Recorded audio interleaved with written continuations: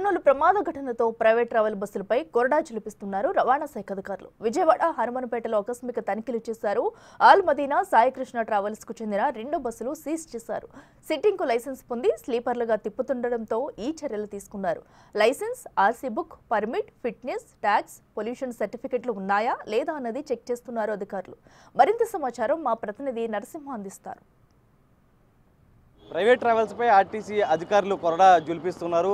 అనుమతులు లేని వాటిని ప్రస్తుతం తనిఖీలు చేసి మరీ కూడా సీజ్ చేస్తున్నారు. ప్రస్తుతం మనం చూడొచ్చు ఆల్ మదీనా ట్రావెల్స్కి సంబంధించి కూడా ప్రస్తుతం ఈ బస్సును అయితే సీజ్ చేయడం జరిగింది. లోపల అధికారులు ఇంకా తనిఖీలు కొనసాగుతున్నాయి. ఆర్టీసీ అధికారులు మొత్తం కూడా తనిఖీలు చేస్తున్నారు. ఒకసారి మనం లోపలికి వెళ్దాం. అసలు ఎందుకు ఈ బస్సుని సీజ్ చేస్తున్నారు అనేది ప్రస్తుతం మనం ఆర్టీసీ అధికారులను అడిగి మరీ తెలుసుకుందాం. ప్రస్తుతం మొత్తం మనకి ఇన్స్పెక్టర్ ఉన్నారు. ఒకసారి మనం విజువల్స్లో కూడా చూడొచ్చు. మొత్తం ఈ సీటింగ్ కెపాసిటీ మొత్తం కూడా ఏదైతే మొత్తం స్లీపర్ బస్సు ఇది.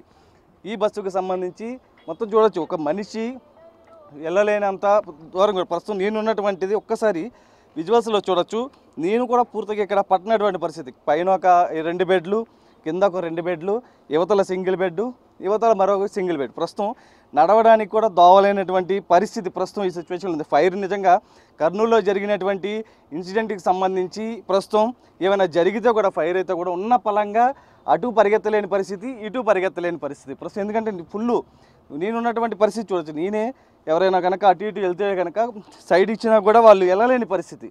అటు బస్సు దిగి కిందకి వెళ్ళడమో లేకపోతే బెడ్ కింద దాక్కోవడం ఏదో ఒకటి చేయాలి. ప్రస్తుతం అటువంటి వాతావరణం ఉంది. ప్రస్తుతం మనతో మాట్లాడడానికి ఇన్స్పెక్టర్ ఉన్నారు. సార్ మొత్తం చూస్తూ ఉన్నారు సార్ పరిస్థితి మొత్తం ఏమనిపిస్తుంది? మొత్తం చెక్ చేసిన సమయంలో మొత్తం ఏమేమి గుర్తించారు? అంటే దీనిలో ముందు డాక్యుమెంట్ పరంగా మొత్తం చెక్ చేసామండి. డాక్యుమెంట్స్ అన్నీ కరెక్ట్గా ఉన్నాయి. కానీ సీ బుక్లో ఐడెంటిఫై చేసింది ఏంటంటే సీ బుక్లో సిట్టింగ్ కెపాసిటీ అని చెప్పేసి ఉంది. దీని లోపల స్లీపర్ అని గుర్తించడం జరిగింది. అలాగే దీంట్లో మిగతాన్ని చెక్ చేసామండి. నార్మల్గా ప్రతి మిర్రర్ దగ్గర ఇలాగా ఎక్కడెక్కడైతే ఎమర్జెన్సీ ఉంటుందో అక్కడ హ్యామర్స్ ప్రొవైడ్ చేసి ఉంటాయండి. అక్కడ చూడొచ్చు మీరు. ఆ హ్యామర్స్ ఉన్నాయా లేదా, ఫైర్ ఎక్స్టింగ్విషర్స్ వ్యాలిడ్గా ఉన్నాయా లేదా, పనిచేస్తున్నాయా లేదా. ఓకే. అలాగే ఎమర్జెన్సీ డోర్, ఇప్పుడు ఇది మనకి ఎమర్జెన్సీ డోర్ అండి. ఇది ఎమర్జెన్సీ డోర్ మనకి అవైలబుల్ ఉందా లేదా, పనిచేస్తుందా లేదా అనేది చెక్ చేయడం జరిగింది.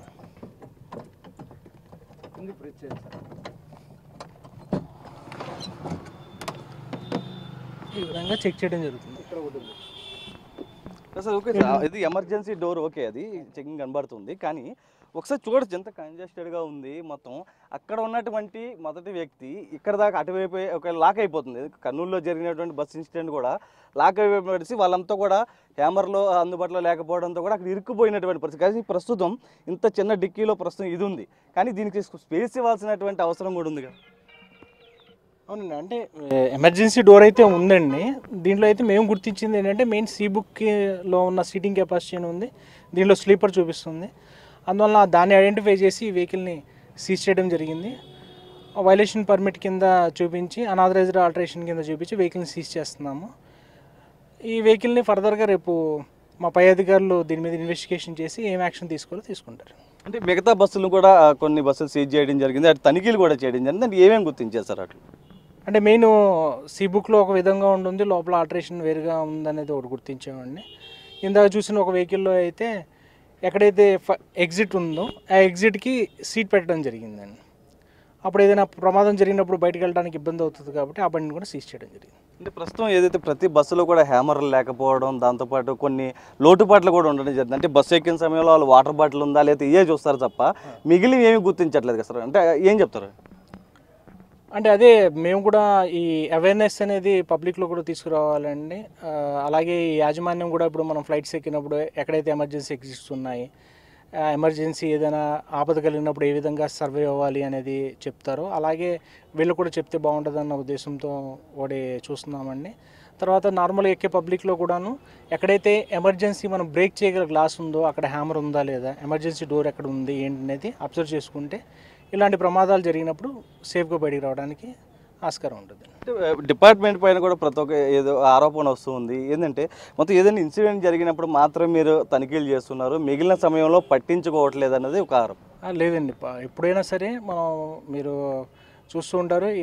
ఎన్టీఆర్ జిల్లాలో ఎవ్రీ సాటర్డే ఒకటి చెక్ చేస్తూ ఉంటామండి. ఫెస్టివల్స్ టైంలో కూడా ఎక్కువ ఏంటంటే మనకు జనరల్గా వచ్చే కంప్లైంట్స్ ఎలా ఉంటాయంటే ఫెస్టివల్ టైంలో ఫేర్ చేంజెస్ కానీ లేదంటే ఫైర్ ఎక్స్టింగ్విషర్స్ ఉన్నాయా లేదా, ఫస్ట్ ఎయిడ్ బాక్సెస్ ఉన్నాయా లేదా, వీటిలో ఏమైనా ప్యాసింజర్ లగేజ్ కాకుండా ఏమైనా మర్చెంటైల్ గూడ్స్ క్యారీ చేస్తున్నారని కేసెస్ అనేది బుక్ చేస్తూ ఉంటామండి. నెంబర్ ఆఫ్ కేసెస్ ఇప్పటివరకు బుక్ చేస్తున్నామండి. అంటే ప్రస్తుతం దీనికి సీటింగ్ కెపాసిటీ ఇచ్చారు, కానీ ప్రస్తుతం బెడ్స్ ఉన్నాయి కదా సార్, అంటే ఎంత సీటింగ్ ఉండాల్సింది దీనిపై బెడ్లు వేసారు అట్లా? అంటే ఎంత సీటింగ్ అయితే దీని మీద ఇచ్చారో 30 సీట్స్ అని చెప్పేసి ఇచ్చారు, దీనిలో 30 బెడ్స్ అనేది గుర్తించడం జరిగిందండి. దాని మీద ఇన్వెస్టిగేషన్ చేస్తున్నామండి, దీని మీద రేపు యాక్షన్ తీసుకుంటాం.